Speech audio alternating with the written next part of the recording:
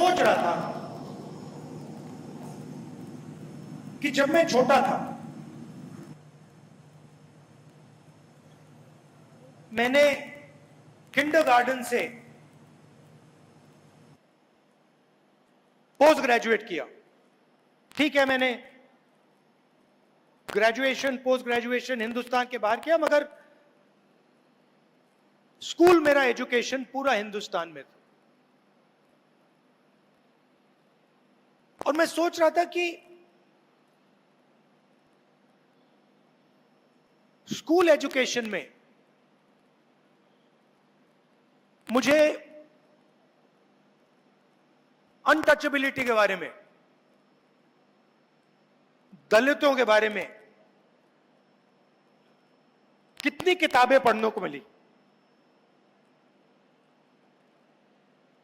कितने चैप्टर्स थे। हिस्ट्री तो बहुत बड़ी है, आज 15% है, 3000 साल पुरानी हिस्ट्री है, मगर एजुकेशन सिस्टम में 3 लाइन, 5 लाइन, 20 लाइन, उसी तरीके से अगर आप ओबीसी कम्युनिटी को देखें जो अभी आए, जिन्होंने मुझे मूर्ति दी, जैसे ही मैंने उनका हाथ मिलाया, अभी का एक्सपीरियंस बता रहा हूं आपको। कहां है?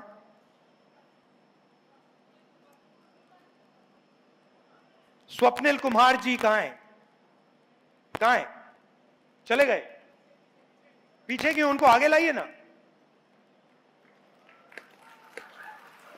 देखो यही है, पीछे कर दिया। जो हाथ से काम करता है वो पीछे है। तो जैसे ही मैंने इनका हाथ मिलाया, कांटेक्ट होते ही मुझे पता लग गया कि इस हाथ में हुनर है। अब आप देखिए, जिसके हाथ में हुनर है उसको पीछे बैठा दिया है। और ये हिंदुस्तान में 24 घंटा हो रहा है। 24 घंटा जिसके हाथ में स्किल है, जिसके हाथ में कैपेबिलिटी है, जिसके हाथ में एक्सपीरियंस है, चाहे उसे आप नाई कहें, मोची कहें, कारीगर कहें, फैक्ट्री में वर्कर कहें, जिसके हाथ में हुनर है उसकी हिस्ट्री तो हमारे एजुकेशन सिस्टम में है ही नहीं। उसके बारे में कुछ कहा भी नहीं जाता है। उन्होंने क्या किया, कैसे किया, क्या उनके खिलाफ डिस्क्रिमिनेशन हुआ, क्या उनको सहना पड़ा, वो तो है ही नहीं। मैं अपना एक्सपीरियंस बता रहा हूं, पता नहीं शायद आपने स्कूलों में पढ़ा हो। मैंने स्कूल में ना दलितों की हिस्ट्री नहीं पढ़ी, ना दलितों की हिस्ट्री पढ़ी, ना पिछड़ों की हिस्ट्री पढ़ी। और आज तो उल्टा हो रहा है। आज वो थोड़ी सी हिस्ट्री जो है उसको भी मिटाया जा रहा है। और हिस्ट्री के बिना, अपनी स्पेस को पहचाने बिना, अपनी लोकेशन को समझे बिना एजुकेशन पॉसिबल ही नहीं है।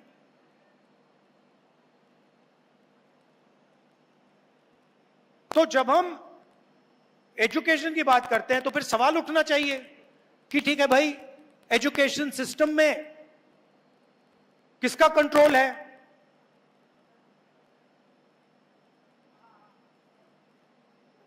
आप एजुकेशन सिस्टम को देखिए, आज पूरा का पूरा प्राइवेटाइज हो रहा है।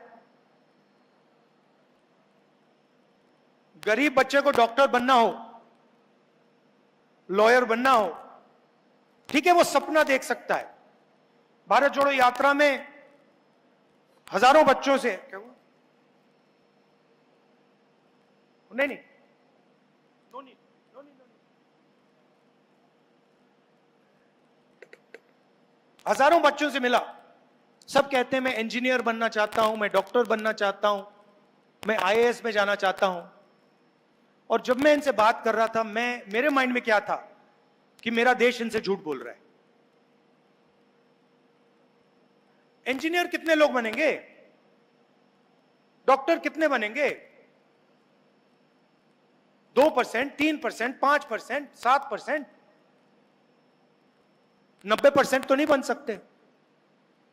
बट हर रोज हमारे बच्चों को कहा जाता है कि भैया इंजीनियर बनने का सपना देखो, डॉक्टर बनने का सपना देखो, लॉयर बनने का सपना देखो।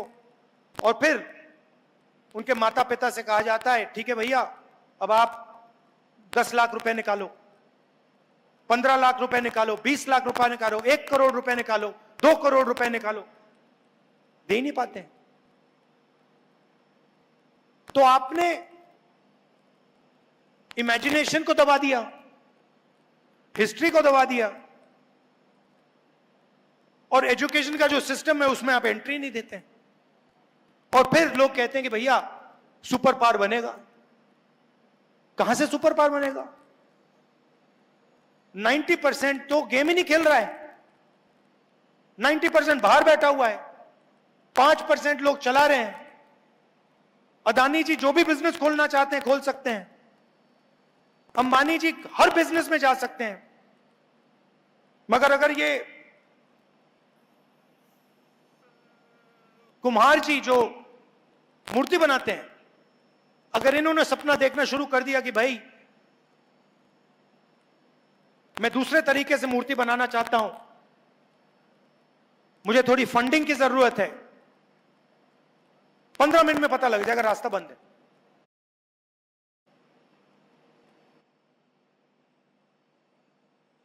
और एक तरफ से बंद नहीं है। मैंने पार्लियामेंट में बोला था, मैंने चक्रव्यूह की बात की थी, और बड़ी इंटरेस्टिंग बात निकली। चक्रव्यूह का दूसरा नाम पद्मव्यूह है, मतलब वो लोटस फॉर्मेशन है। अभिमन्यु को लोटस फॉर्मेशन ने मारा था। नॉर्मली उसको चक्रव्यूह कहा जाता है, वो पद्मव्यूह है, पद्म लोटस के शेप में है। और उसको भी 6 लोग चलाते थे। आज भी वही चक्रव्यूह है, पद्मव्यूह है, उसी को 6 लोग चला रहे हैं। और जो भी रास्ते थे, 90% के जो भी रास्ते थे, एक के बाद एक सिस्टमैटिकली बंद किए जा रहे हैं। हिस्ट्री बदली जा रही है। आप अगर आज किसी आरएसएस के वाइस चांसलर से पूछो भाई हिंदुस्तान में अनटचेबिलिटी जैसी चीज थी, वो आपको कहेगा कभी नहीं थी।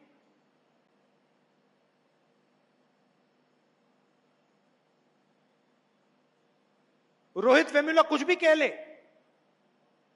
उसके खिलाफ डिस्क्रिमिनेशन हुई नहीं। तो एजुकेशन का रास्ता बंद, इंडस्ट्री का रास्ता बंद। इंडस्ट्री में देख लीजिए, 250 सबसे बड़े बिजनेसमैन निकाल लीजिए, लिस्ट निकाल लीजिए, और मुझे बताइए उस लिस्ट में दलित कौन है, आदिवासी कौन है, पिछड़ा कौन है? एक भी नहीं। मैंने चेक किया, एक नहीं है उसमें। मैनेजमेंट टीम की लिस्ट निकालिए, अदानी, अंबानी, इन सब कंपनीज की मैनेजमेंट लिस्ट निकालिए। सीईओज को छोड़ दीजिए, ओनरशिप छोड़ दीजिए, मैनेजर्स निकालिए, और मुझे दिखाइए सीनियर मैनेजमेंट में जिनकी मतलब 1 करोड़, 2 करोड़, 50 लाख, 15 लाख वाली सैलरीज होती हैं, उसमें मुझे नाम दिखा दीजिए। एक नाम दलित का दिखा दीजिए, एक आदिवासी का दिखा दीजिए, एक पिछड़े वर्ग के व्यक्ति का दिखा दीजिए। नहीं मिलेगा। मीडिया की बात की मैंने, इनसे पूछिए, इनके मालिकों की लिस्ट निकालिए, 90% में से इनको एक नहीं, आपको एक नहीं मिलेगा। और फिर 24 घंटा मीडिया में ग्रोथ की बात होती है, प्रोग्रेस की बात होती है, सुपर पावर बनने की बात होती है, और 90% है ही नहीं कहीं। हाईकोर्ट देख लीजिए, जुडिशरी देख लीजिए, इंडस्ट्री देख लीजिए, इंटेलिजेंस एजेंसीज देख लीजिए। अच्छा, मैंने लिस्ट निकाली आरएसएस के जो नॉमिनेटेड लोग हैं, हजारों लोग हैं उसमें, जो हिंदुस्तान का इंस्टीट्यूशनल इंफ्रास्ट्रक्चर में वो डालते हैं, संस्थाओं में डालते हैं। उसमें आपको एक दलित नहीं मिलेगा, एक आदिवासी नहीं मिलेगा, एक पिछड़ा ही मिलेगा। तो 90% के लिए सारे के सारे दरवाजे एक के बाद एक बंद हो रहे हैं। अग्निवीर क्या है? लोग कहते हैं अग्निवीर जवानों के लिए स्कीम है। अग्निवीर हिंदुस्तान के 90% लोगों के हाथ से पेंशन छीनने का स्कीम है। पहले अगर एक युवा आर्मी में जाता था, जवान बनता था, तो देश उसे कहता था कि देखिए, आपने देश को अपनी जिंदगी दी है, हम आपको प्रोटेक्शन देंगे, हम आपको पेंशन देंगे, कैंटीन देंगे, और अगर आपको कुछ हुआ, अगर आप शहीद हुए, तो हम आपको कॉम्पेंसेशन और शहीद का दर्जा देंगे। यह कमिटमेंट था हिंदुस्तान की सरकार का, और उसमें ज्यादा से ज्यादा 90% लोग हैं।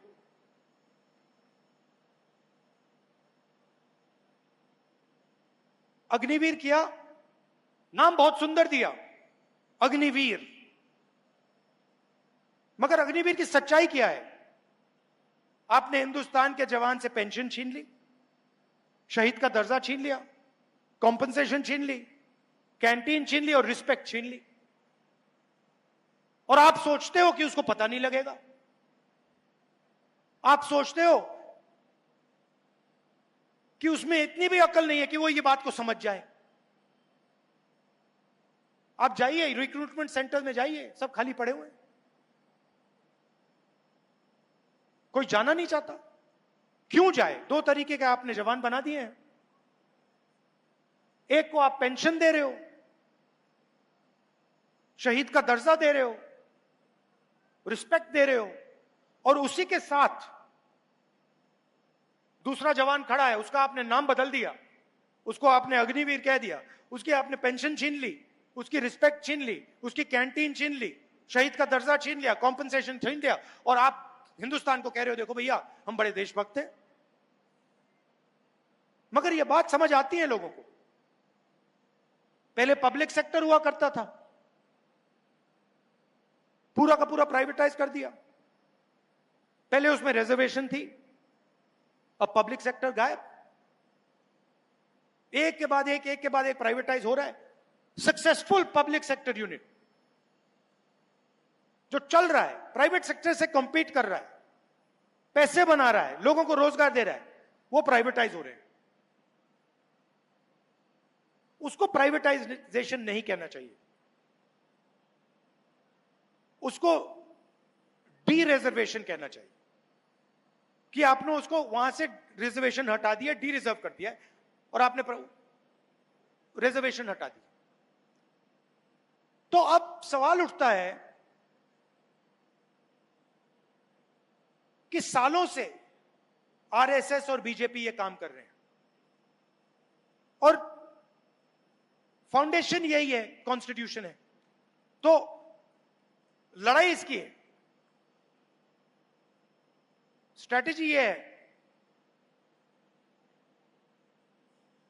मगर आगे क्या करना है? अगर हम कहें कि भैया कॉन्स्टिट्यूशन की रक्षा करनी है, तो फिर अगला पूछेगा भाई हां ठीक है, मगर कैसे? एक्शन क्या है कॉन्स्टिट्यूशन को बचाने की? तो दो तीन सिंपल से एक्शंस मुझे दिखाई दे रहे हैं। सबसे पहला एक्शन कॉन्स्टिट्यूशन को बचाने का, रिजर्वेशन की जो दीवार है 50% वाली, इसको तोड़कर हटाने का।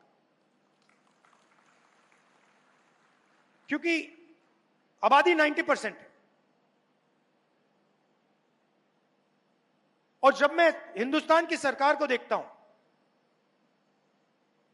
जो हिंदुस्तान के पूरे बजट को चलाता है, 90 आईएएस ऑफिसर्स इसको चलाते हैं। हिंदुस्तान के बजट का सारा पैसा, 100% पैसा ये 90 लोग डिसाइड करते हैं। 90 में से 3 ओबीसी हैं। आपकी आबादी 50% कम से कम, 90 में से 3 आपके। दलितों की आबादी 15%, उनके भी 3। आदिवासियों की आबादी 8%, उनका 1। मगर उससे बात समझ नहीं आती। 90 और 3 में से बात समझ नहीं आती। बात फाइनेंस की जब बात होती है तब समझ आती है।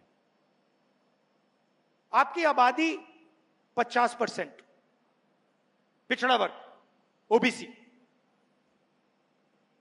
और हिंदुस्तान के बजट में अगर हिंदुस्तान 100 रुपए खर्च करता है तो 5 रुपए का डिसीजन ओबीसी अफसर लेते हैं। आबादी 50% और फाइनेंशियल डिसीजन 5%। दलित 15% आबादी, 100 रुपए में से 1 रुपए का निर्णय वो लेते हैं। और आदिवासी 8%, 100 रुपए में से 10 पैसे का निर्णय वो लेते हैं। तो अगर आप 90% का पूरा फाइनेंशियल डिसीजन मेकिंग पावर जोड़ दो तो 100 रुपए में से 6 रुपए 10 पैसे का निर्णय 90% हिंदुस्तान लेता है।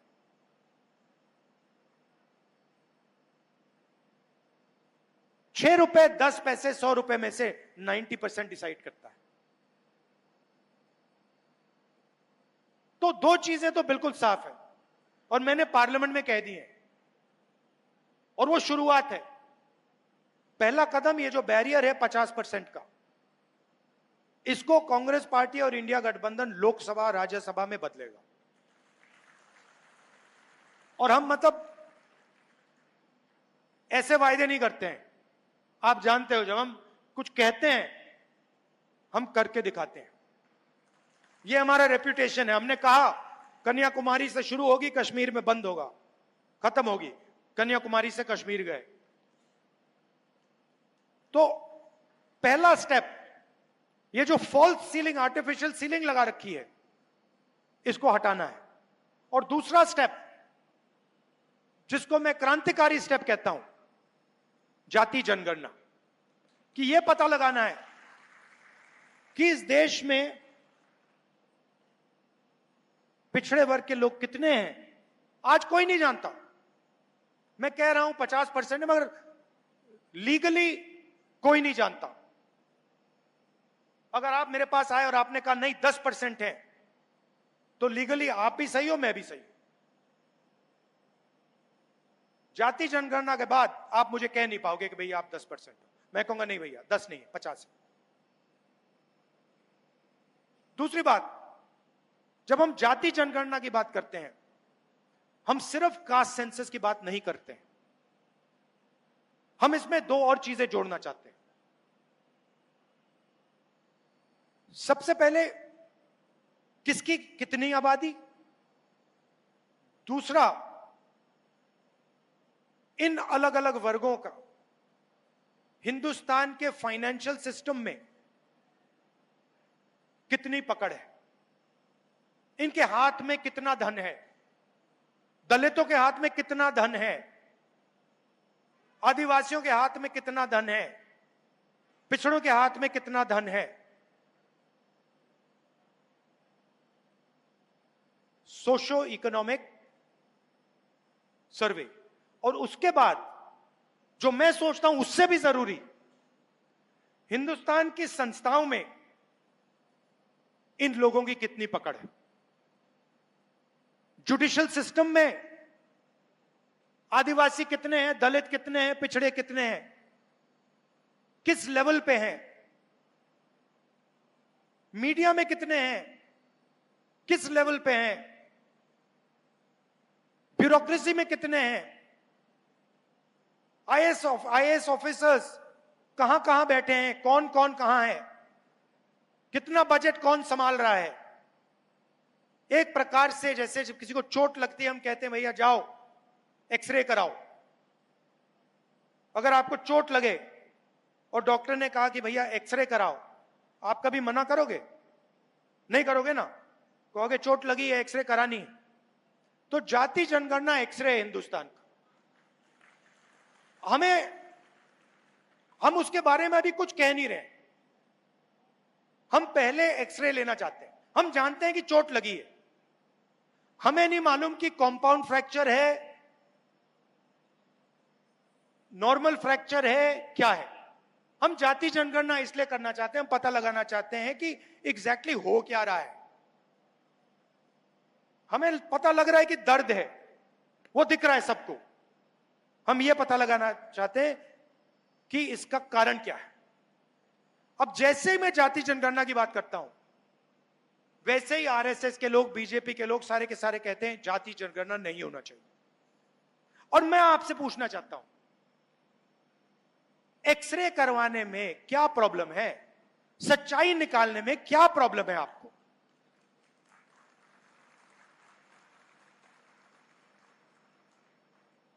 ये जाति जनगणना नहीं कराना चाहते क्योंकि ये सच्चाई से डरते हैं। ये चाहते हैं कि देश के जनता को पता ना लगे, 90% को पता ना लगे देश का धन, देश की संस्थाएं, देश को चलाने का सिस्टम किसके हाथ में है, कितना किसके हाथ में। और यह भी मैंने कहा दिया है, खारगे जी ने कहा है, मैंने कहा है, कांग्रेस पार्टी की पूरी लीडरशिप ने वर्किंग कमेटी में कहा है कि 50% रिजर्वेशन की जो दीवार है उसको तोड़ेंगे और जाति जनगणना को लोकसभा में, राज्यसभा में पास करके दिखाएंगे। और आप यह भी समझ लीजिए, इसको कोई शक्ति नहीं रोक सकती है। दुनिया में कोई शक्ति नहीं है। मोदी जी कुछ भी कर लें, कोई भी डांस गाना कर लें, बीजेपी कोई भी नाच ले, आरएसएस कुछ भी कर ले, आप देखना, लिख के ले लो, जाति जनगणना हिंदुस्तान की लोकसभा और राज्यसभा में पास होगा और कानून बनेगा। और सच्ची राजनीति, 90% की जो राजनीति है, इन दो कदमों के बाद शुरू होगी। क्योंकि फिर हमें 21वीं सदी है, डेटा के बिना, इंफॉर्मेशन के बिना कुछ होता नहीं है। जाति जनगणना के बाद सारा का सारा इंफॉर्मेशन, डेटा हमारे हाथ में होगा। तो यह मैं आपसे कहना चाहता था कि बीजेपी और आरएसएस सारे के सारे रास्ते बंद कर रही है। हमें रास्ते खोलने हैं, इसको डिफेंड करना है। क्योंकि अगर यह छिन गया तो फिर सब गया। और ये सब लोग जानते हैं। आपने देखा होगा, देखिए, आपने देखा होगा, पहले नरेंद्र मोदी जी 400 पार कह रहे थे, याद है आपको? 400 पार, 400 पार, मुस्कुराते थे, 56 इंच की छाती थी। उसके बाद क्या हुआ? उसके बाद हिंदुस्तान की जनता ने बिना उन्हें एक शब्द बोले उन्हें कह दिया, इसको आपने छुआ फिर देखो क्या होता है। और आप सबको बहुत अच्छा लगा जब नरेंद्र मोदी जी ने कॉन्स्टिट्यूशन को अपने सिर पे ऐसे लगाया। वो लगाना पड़ा, वो इस किताब को मानते नहीं है। हिंदुस्तान की जनता ने उन्हें कहा, भैया सिर झुकाओ और इसको अपने माथे पे लगाओ, और उनको करना पड़ा। यह है हिंदुस्तान की जनता की शक्ति और हिंदुस्तान की जनता का ज्ञान। वो समझते हैं, गरीब से गरीब व्यक्ति समझता है कि अगर यह चला गया तो सब कुछ चला गया, और इसको हम कभी जाने नहीं देंगे। ये कुछ भी कर लें, यह नहीं जाएगा यहां से। और इसकी रक्षा करने के दो सबसे बड़े तरीके हैं। इसका प्रोटेक्शन करने के लिए दो सबसे बड़े तरीके हैं, जाति जनगणना और 50% की दीवार को तोड़ना। और तरीके भी हैं, मगर ये पहले दो कदम है। आप यहां आए, आपने डिस्कशन किया, आप कॉन्स्टिट्यूशन के लिए लड़ते हो, जीते हो, मरते हो, इसके लिए मैं आपको दिल से धन्यवाद करना चाहता हूं। और मैं आपको कहना चाहता हूं कि जहां भी मेरी जरूरत होगी, जहां भी मेरी जरूरत होगी, 90% की मदद करने के लिए मैं वहां, जैसे ही आप ऑर्डर दोगे, मैं हाजिर हो जाऊंगा। और क्यों? क्योंकि मैं जानता हूं कि देश 90% के बिना चल नहीं सकता है। देश हुनर की रिस्पेक्ट करे बिना चल नहीं सकता है। खोखला है, और हमें खोखला देश नहीं चाहिए। हमें मजबूत देश चाहिए, और अगर हमें मजबूत देश चाहिए तो उसमें 90% लोगों की भागीदारी होनी ही पड़ेगी, और चॉइस ही नहीं। आप सबका दिल से धन्यवाद, नमस्कार, जय हिंद।